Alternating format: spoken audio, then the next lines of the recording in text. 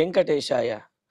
గురుర్బ్రహ్మా గురుర్విష్ణు గురుర్దేవో మహేశ్వరః గురుః సాక్షాత్ పరం బ్రహ్మ తస్మై శ్రీ గురవే నమః. జటిలం చీరవసనం దండకారణ్యవాసినం మునివేషధరం ధ్యాయేత్ అరణ్యే కాండ ఉత్తమే. శ్రీరామచంద్ర పరబ్రహ్మణే నమః. అథ శ్రీమద్ రామాయణే ఆదికావ్యే అరణ్యకాండే సప్తచత్వారింశః సర్గః. మమ భర్త మహాతేజ వయసా పంచవింశకః. అష్టాదశ హి వర్షాణి మమ జన్మని గణ్యతే. పంచవటిలో ఆశ్రమం దగ్గర ఉన్నటువంటి ఒంటరిగా ఉన్నటువంటి సీతాదేవి వద్దకు రావణాసురుడు సాధువు వేషంలో సన్యాసి వేషంలో వచ్చి ఆమెను పొగుడుతూ, అసలు నీవెవరివి, ఎవరికి సంబంధించినటువంటి దానివి, ఈ అరణ్యంలోకి ఎందుకు వచ్చావు, కారణములేమిటి అని ప్రశ్నలు వేశాడు. మరి సీతాదేవి సాధువు రూపంలో వచ్చినటువంటి వాడు, అందులోనూ అతిథిగా వచ్చినటువంటి వాడు, అడిగినటువంటి ప్రశ్నలకు కనుక సమాధానం చెప్పకపోతే తాపసిలాగా ఉన్నాడు, కోపించి శపించవచ్చునేమో అని అనుకుని, పైగా పెద్దవాడికి సమాధానం చెప్పడంలో ఇబ్బంది ఏమున్నది, ఉన్నది ఉన్నట్టు చెప్పడంలో ఇబ్బంది ఏమున్నది అని అనుకుని సీతాదేవి తాను జనక మహారాజు కుమార్తెను అని, తాను రామచంద్రమూర్తి యొక్క సొత్తుని అని చెప్పి, అంటే రామచంద్రమూర్తికి సంబంధించినటువంటి దానిని అని, మరి ఈ వయసులో ఎందుకని ఈ విధంగా అరణ్యంలోకి వచ్చాము అనే దానికి కూడా సమాధానంగా చెబుతూ, దశరథ మహారాజు కుమారుడైనటువంటి రాముడికి పట్టాభిషేకం సంకల్పించిన తర్వాత, అంటే రాముడు జన్మించిన తర్వాత 12 సంవత్సరముల తర్వాత విశ్వామిత్ర యాగ సంరక్షణకి వెళ్ళడము, అక్కడ సంరక్షణ చేసిన తరువాత మిథిలా నగరానికి వెళ్ళి శివధనుర్భంగం గావించి సీతాదేవిని వివాహం ఆడడము, ఆ తర్వాత సీతారాములు అయోధ్య నగరానికి వచ్చి 12 సంవత్సరముల పాటు ఆనందంగా గడపటము. ఇదంతా అయ్యేటప్పటికీ రావణి యొక్క వయస్సు 25 సంవత్సరములుగా ఉన్నది. ఇంకా ఆ వయసులో వనవాసానికి బయలుదేరవలసి వచ్చింది అని చెప్పి అంటూ, అక్కడ దశరథ మహారాజు పట్టాభిషేకాన్ని సంకల్పించడము, కైకేయీదేవి వరములను అడిగి నిర్బంధించి మరి దశరథుని ద్వారా ఆ వరములను కోరుకుని రాముడికి వనవాసము, భరతునికి పట్టాభిషేకము అని ఈ వరములను కోరుకోవటం ద్వారా సీతారాములు వనవాసానికి రావలసి వచ్చినది అనే విషయాన్ని సీతాదేవి రావణాసురుడికి, అంటే సాధువు వేషంలో ఉన్నటువంటి ఆ రావణాసురుడికి వివరంగా తెలియజేసి, మరి ఎవరైనా వనవాసానికి తమ బాధ్యతలన్నీ తీరి పిల్లలు పెద్దవారై వారికి ఆ బాధ్యతలు అప్పచెప్పిన తర్వాత వార్ధక్యానికి ముందుగా వనవాసానికి రావటం అనేది పరిపాటి.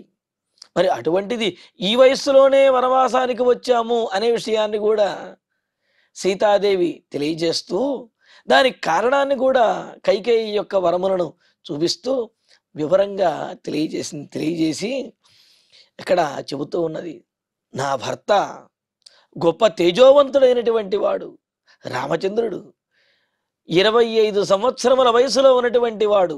అంటే ఆ వయసులో ఎవరైనా సరే రాజ్యభోగములను, అధికారమును, సింహాసనమును కోరుకుంటారు.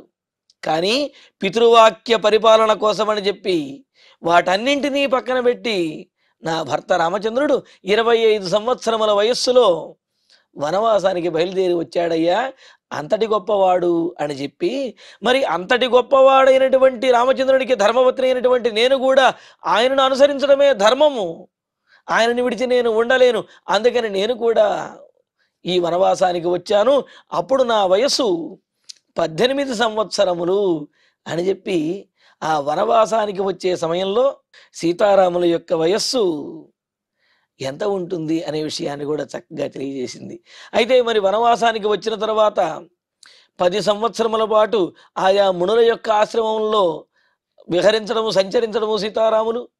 ఆ తర్వాత 10 సంవత్సరములు గడిచిన తరువాత మరి అగస్త్యుల వారి యొక్క ఆశ్రమం దగ్గరికి రావటము, అక్కడ నుంచి ఈ పంచవటికి రావటము, ఈ పంచవటిలో 13 సంవత్సరములు గడిచాయి. అంటే ఈ పంచవటిలో 3 సంవత్సరములు గడిచాయి.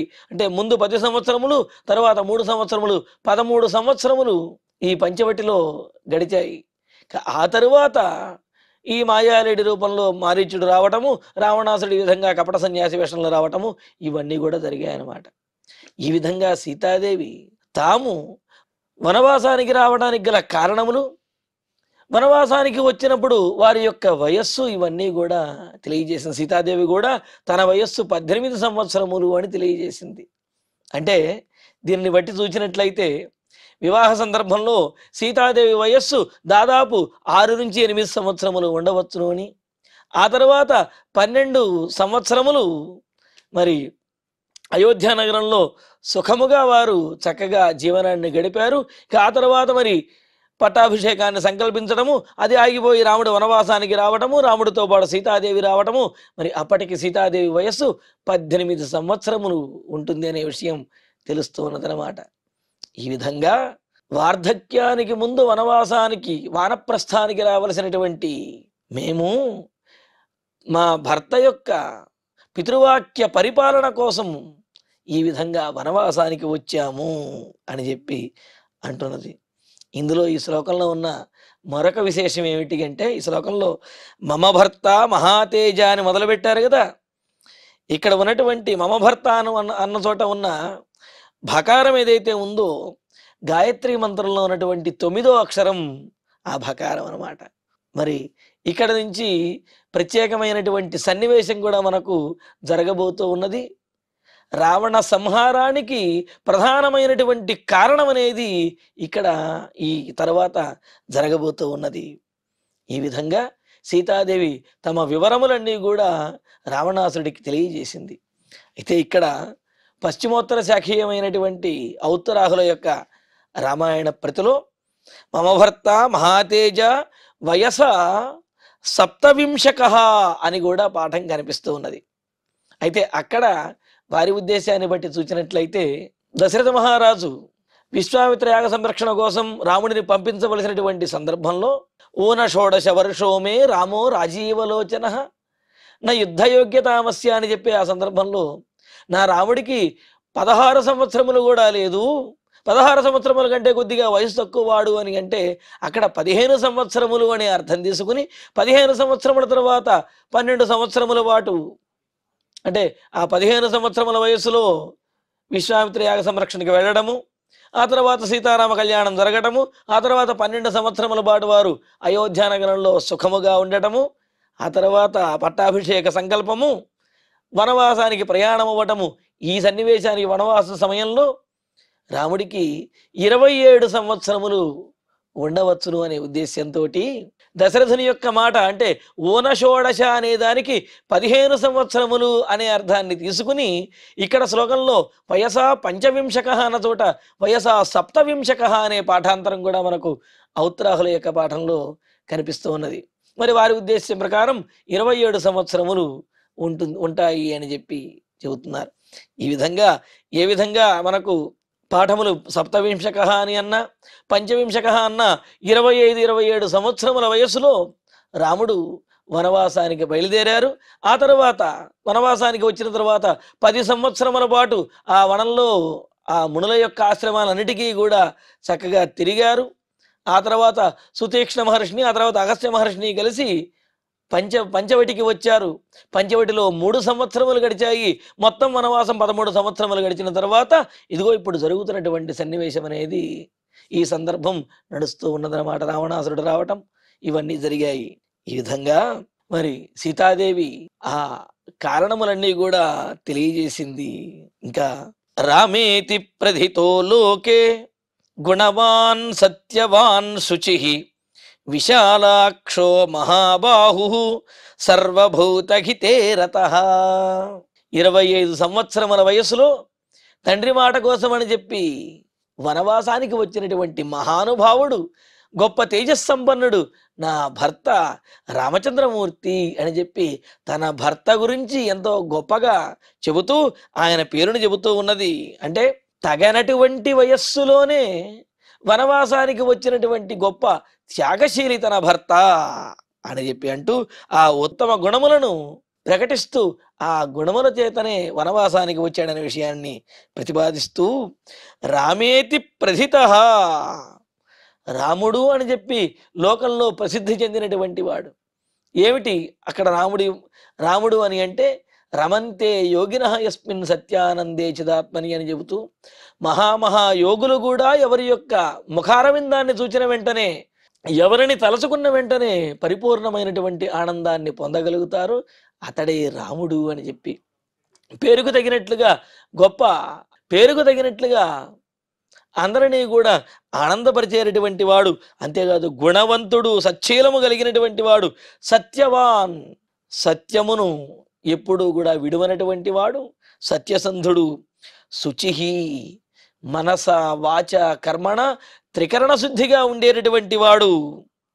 అంతేకాదు ఇంకా మహాబాహు విశాలాక్ష సర్వభూత హితేరత, గొప్ప బాహుబల సంపన్నుడు అంటే గుణవంతుడు, సత్యవంతుడు అని అనగానే ఇప్పటి కాలాన్ని బట్టి చూసుకున్నట్లయితే గుణవంతుడు అనేటప్పటికీ అంటే ఏమీ తెలియనటువంటి వాడు అని, సత్యవంతుడు అంటే గనక అమాయకుడు అనో ఇలా అనుకుంటారేమోనని అందుకనే చెబుతున్నాడు, ఆయన అమాయకుడు లేకపోతే ఏమీ తెలియనివాడో కాదు, సద్గుణములకు రాసి సత్యసంధుడు, గొప్ప బాహుబల పరాక్రమం కలిగినటువంటి వాడు.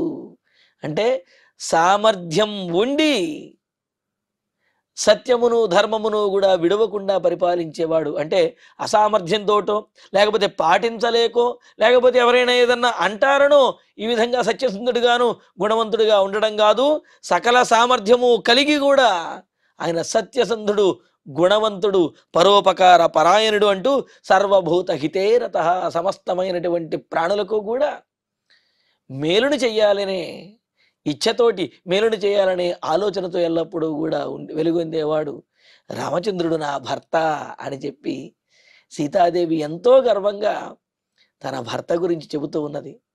సహజంగా చూసినట్లయితే ఏదైనా కష్టములు వచ్చినప్పుడు ఎవరైనా ఏదైనా కుటుంబం గురించి అడిగినట్లయితే ఏమంటారు? సహజంగా ఈయనకి ఏమీ తెలియదండి, ఏమీ తెలియకుండా ఏదో ఆవిడ అడిగింది కదా అని చెప్పి వాళ్ళ నాన్నగారు చెప్పారు కదా అని చెప్పి వనవాసానికి బయలుదేరి వచ్చి తాను కష్టపడుతూ నన్ను కూడా కష్టపెడుతున్నాడు, ఇదిగో ఈయంతో ఇది నాకు తలనొప్పి అన్నట్లుగా ఈ విధంగా భర్త గురించి కాస్త ఎవరైనా కాస్త తమకు అనుకూలంగా మాట్లాడిన వెంటనే భర్త గురించి కొంత వ్యతిరేకంగానో లేకపోతే భర్తకు ఏమీ తెలియదు అన్నట్లుగానో మాట్లాడటం అనేది చూస్తూ ఉంటాం.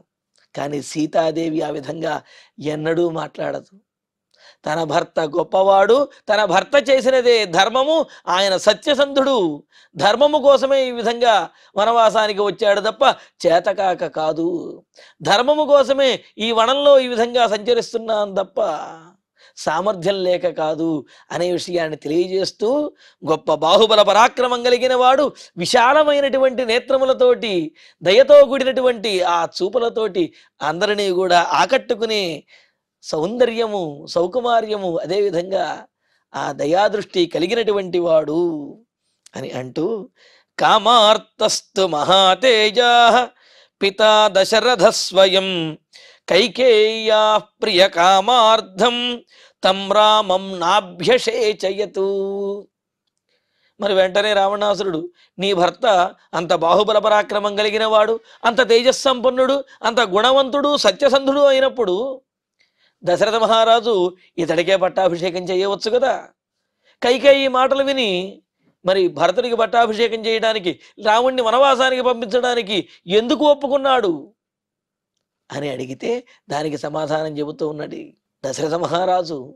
కైకేయికి వశమైపోయినటువంటి వాడై అనాలోచితంగా ఆమెకు ముందు మాట ఇచ్చేశాడు అనే విషయాన్ని చెబుతూ అంటున్నది ఇక్కడ. అంటే దశరథుని చేత చేయబడినటువంటి దోషం ఏంటి, దశరథుని చేసినటువంటి పొరపాటు ఏమిటి అనే విషయాన్ని ఇక్కడ తెలియజేస్తున్నది. పితా దశరథ, రామచంద్రుని యొక్క తండ్రి అయిన దశరథ మహారాజు మహాతేజ, గొప్ప తేజస్సంపన్నుడు. ఆయన కూడా తక్కువ వాడేమీ కాదు, గొప్ప తేజస్సంపన్నుడు, తేజస్శాలి. ఇంకా కైకేయి మాటను ఎందుకు విన్నాడు మరి అంత గొప్పవాడైతే అని అంటే, కైకేయి మీద ఉన్నటువంటి మక్కువతోటి ఆమె ఏ వరం కోరుతుందో అనే ఊహ ఆలోచన లేక ఆమెకు ముందు మాట ఇచ్చేశాడు అందుకనే స్వయం తం రామం నాభ్యషేచయేతు అని అంటూ ఇక్కడ కైకేయ్యా ప్రియకామార్థం, కైకేయికి ప్రియమును చేకూర్చాలి అనే ఆ ఆరాటంతో, ఆ మక్కువతోటి మొదట కైకేయి దేవికి మాట ఇచ్చేశాడు. దశరథ మహారాజు చేసినటువంటి పొరపాటు అది.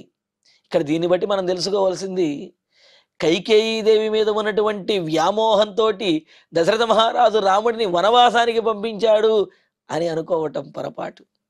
కైకేయి దేవి మీద ఉన్నటువంటి వ్యామోహంతో కైకేయి ఏమడుగుతుందో అని తెలుసుకోకుండా ముందే మాట ఇచ్చేశాడు. ఇది దశరథ మహారాజు చేసినటువంటి పొరపాటు. అంతే తప్ప రాముణ్ణి వనవాసానికి పంపించవలసి వస్తుంది అని చెప్పి దశరథుడు ఊహించనే లేదనమాట. మరి ఆ పొరపాటునే ఇక్కడ, అంటే దశరథ మహారాజు ఎందుకని రాముణ్ణి వనవాసానికి పంపించవలసి వచ్చింది అనే విషయాన్ని సీతాదేవి చెబుతూ ఏమంటున్నారు చూడండి. తం రామం స్వయం తం రామం నాభ్యషేచయతు. రాముడిని దశరథ మహారాజు పట్టాభిషిక్తుడిని చేయలేకపోయాడు. ఎందుకు, ఏమిటి అక్కడ కారణం ఏమిటి అని అంటే, కైకేయ్యా ప్రియకామార్థం, కైకేయి దేవికి ప్రియమును చేకూర్చాలి అనే ఉద్దేశ్యంతో అని అన్నారు. అందుకని ఇక్కడ కామార్థ అని ప్రయోగించేసింది.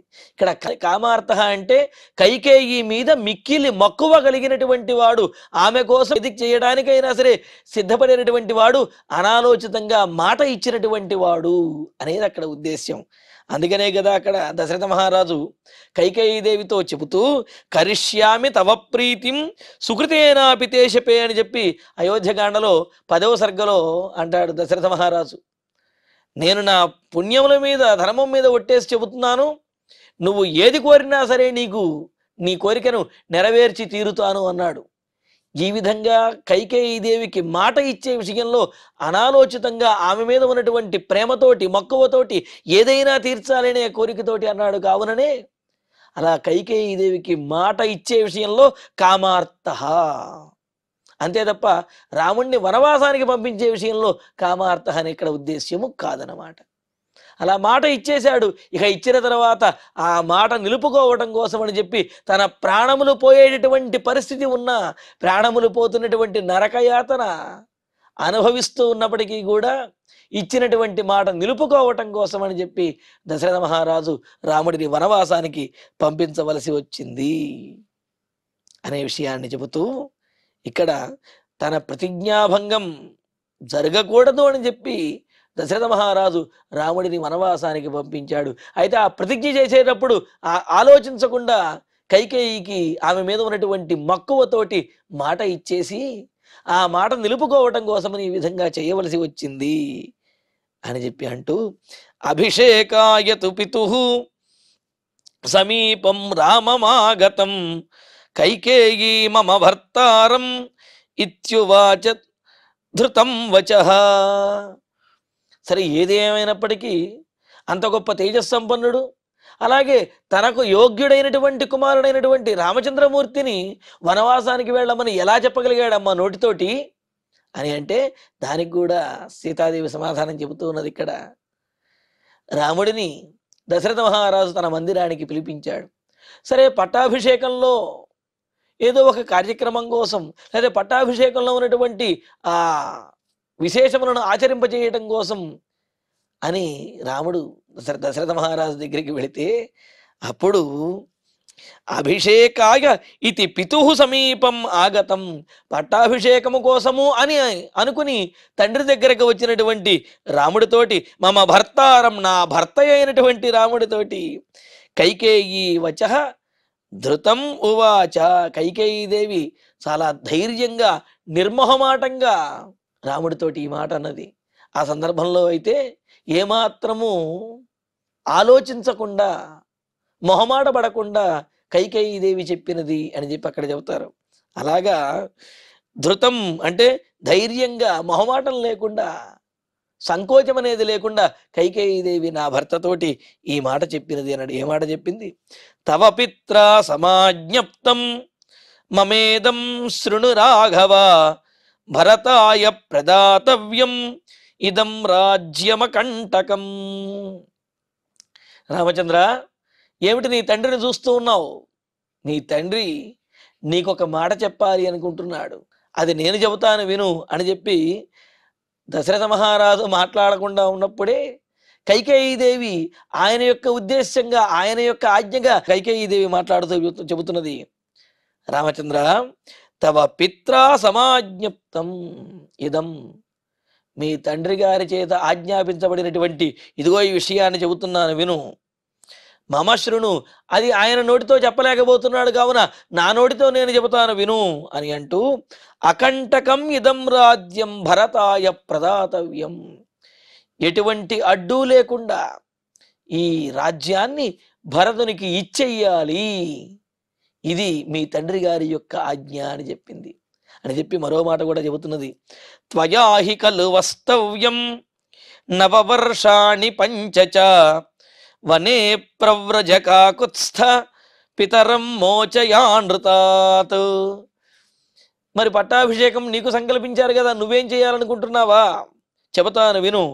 మరి అలాగా భరతునికి పట్టాభిషేకం జరగాలి అని అంటే నీవు నవపంచచ వర్షాణి, ఒక 9 ఏళ్ళు, ఇంకా ఆ తర్వాత మరొక 5 సంవత్సరములు, ఇలా మొత్తం 14 సంవత్సరముల పాటు రామచంద్ర ప్రవ్రజ, నీవు ఈ అయోధ్య నగరాన్ని విడిచి అడవికి వెళ్ళాలి.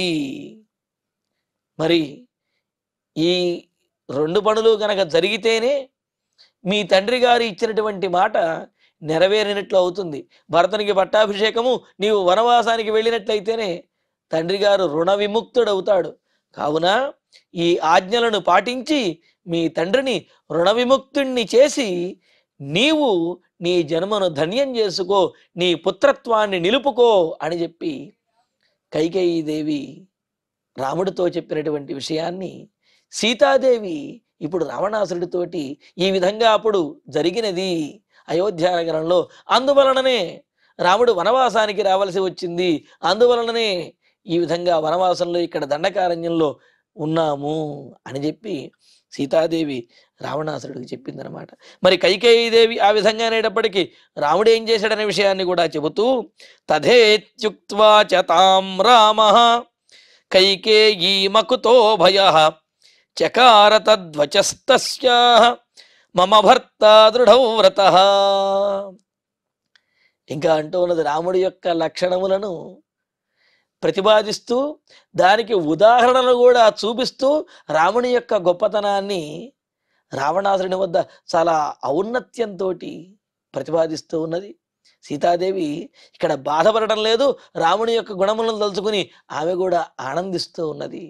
ఈ విధంగా సీతాదేవి తాము వనవాసానికి రావడానికి గల కారణములను, ఏ విధంగా వనవాసానికి బయలుదేరామనే విషయములను అన్నిటినీ కూడా సవివరంగా తెలియజేసి ఇక రాముని యొక్క గొప్పతనాన్ని రావణాసురుడికి, ఆ కపట వేషంలో ఉన్నటువంటి సాధువు వేషంలో ఉన్నటువంటి రావణాసురుడికి తెలియజేస్తున్నది.